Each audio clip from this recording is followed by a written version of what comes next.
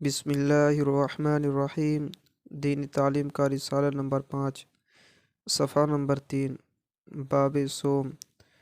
سیرت پاک، اسلام کی ترقی۔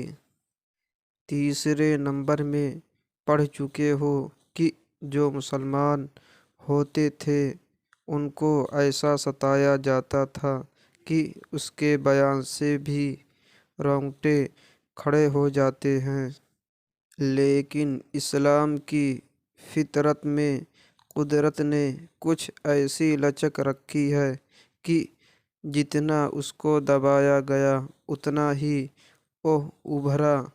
سچائی گویا سونا ہوتی ہے، مصیبتوں کی بھٹی میں جتنی تپتی ہے اتنی ہی نکھرتی ہے۔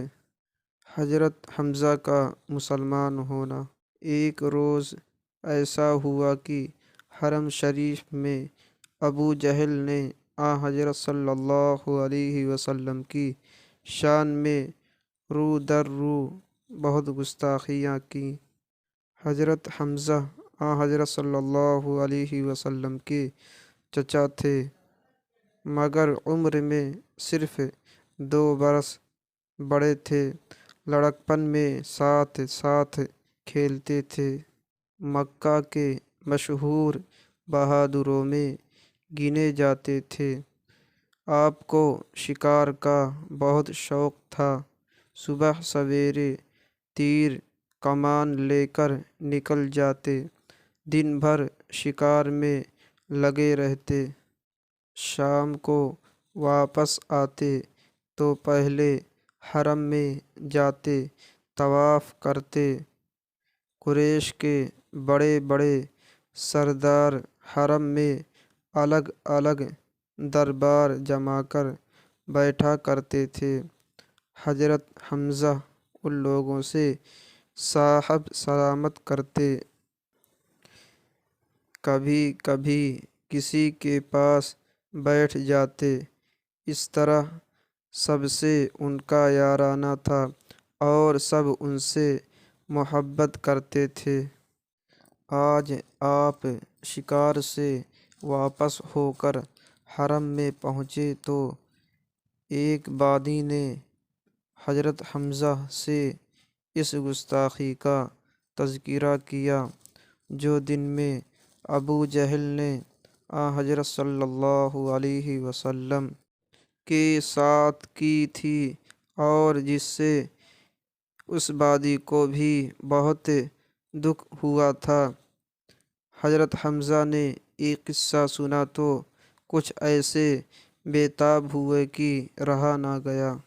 تیر کمان لیے ہوئے آپ حرم میں آئے اور ابو جہل سے کہا، میں مسلمان ہو گیا ہوں۔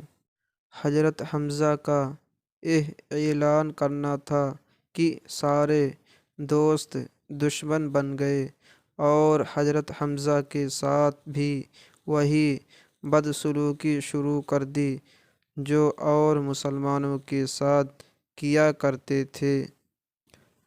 خوب مار پیٹ ہوئی۔ حضرت حمزہ رضی اللہ عنہ زخمی ہو گئے، لیکن آپ کا اسلام پختہ ہو گیا اور آپ کے اسلام لانے سے مسلمانوں کی طاقت بڑھ گئی۔ حضرت حمزہ سے 2-4 دن بعد حضرت عمر فاروق رضی اللہ عنہ اسلام سے مشرف ہوئے۔ آپ کے اسلام کا واقعہ بھی عجیب ہے۔ نکلے تھے اسلام مٹانے، خود اسلام کے لیے مٹنے لگے۔ واقعہ یہ ہے کہ حضرت عمر فاروق رضی اللہ عنہ کی ایک بہن تھیں، فاطمہ نام تھا۔ حضرت عمر رضی اللہ عنہ کے چچا زاد بھائی حضرت سعید سے شادی ہوئی تھی۔ یہ دونوں مسلمان ہو چکے تھے، مگر حضرت عمر کو خبر نہ تھی۔ حضرت عمر کو اسلام سے ہی دشمنی نہیں تھی، بلکہ جو مسلمان ہوتا تھا اس کے بھی دشمن ہو جاتے تھے۔ بہت بہادر تھے، ان کی بہادری کی دھاک بیٹھی ہوئی تھی۔